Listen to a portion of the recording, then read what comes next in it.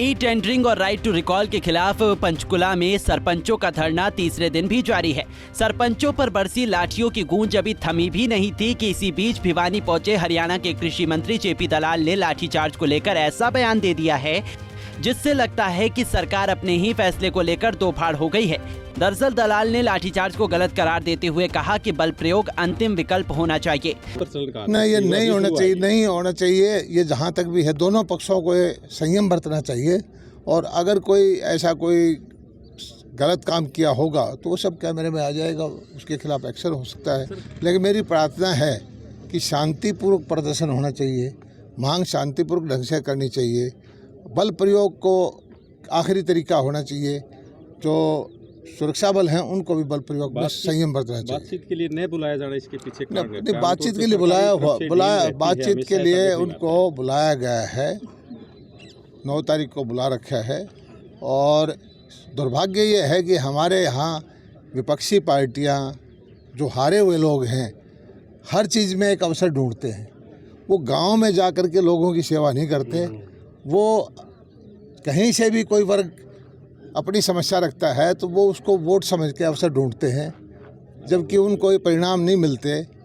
मैं समझता हूँ कि लोकतंत्र में हर वर्ग को अपनी मांगे मांगने का हक है, लेकिन उनके द्वारा सत्ता की कुर्सी हथियाने की कोशिश विपक्ष कर रहा है, वो कभी कामयाब नहीं होगी। वहीं पंचकुला में लाठीचार्ज के बाद तकरीबन 4000 सरपंचों पर मामला दर्ज करने के सवाल पर कृषि मंत्री ने कहा कि अगर प्रदेश में पहले वाली नीति होती तो अब तक हजारों सरपंचों पर केस बन जाते। हालांकि इस दौरान उन्होंने कहा कि सरपंचों को शांतिपूर्ण तरीके से सरकार से बातचीत करनी चाहिए।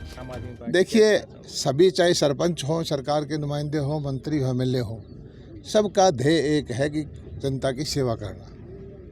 वो भी जनता की सेवक हैं, गांव का विकास कराना चाहते हैं।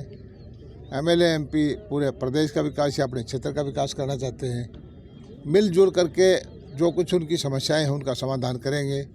और मैं ये समझता हूं कि पहले वाली नीति में हजारों सरपंचों पर केस बन जाते थे, क्योंकि नए नए सरपंच बनते हैं, उनको कानून कायदे का नहीं पता होता।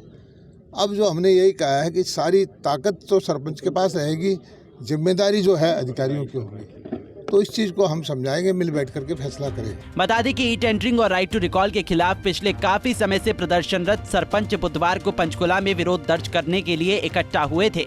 जैसे ही सरपंचों ने मुख्यमंत्री आवास का घेराव करने के लिए पंचकुला से चंडीगढ़ की ओर बढ़ने की कोशिश की तो पुलिस ने न सिर्फ सरपंचों को हैवी बैरिकेडिंग कर रोका, बल्कि स्थिति को संभालने के लिए सरपंचों पर जमकर लाठियां भी बरसाई। लाठीचार्ज में सैकड़ों सरपंच घायल हुए, जिसमें कई की हालत गंभीर है, जिन्हें गंभीर हालत में PGI रेफर करना पड़ा।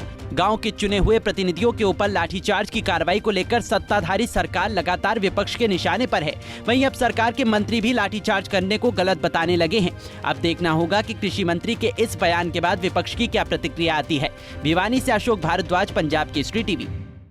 हमसे जुड़े रहने के लिए हमारे YouTube चैनल को सब्सक्राइब करें और नई वीडियो की नोटिफिकेशन के लिए बेल आइकॉन को दबाएं। अगर आप ये वीडियो Facebook पर देख रहे हैं तो लाइक जरूर करें और ज्यादा से ज्यादा शेयर करें। धन्यवाद।